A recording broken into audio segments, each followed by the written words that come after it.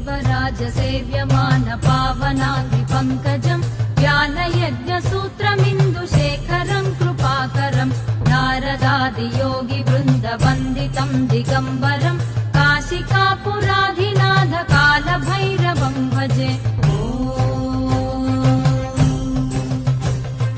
भानुकोटिभास्वरं भवाब्धितारकं परं नीलकण्ठमीप्सितार्थदायकं त्रिलोचनं कालकालमम्बुजाक्षमक्षशूलमक्षरं काशिकापुराधिनाथ कालभैरवं भजे।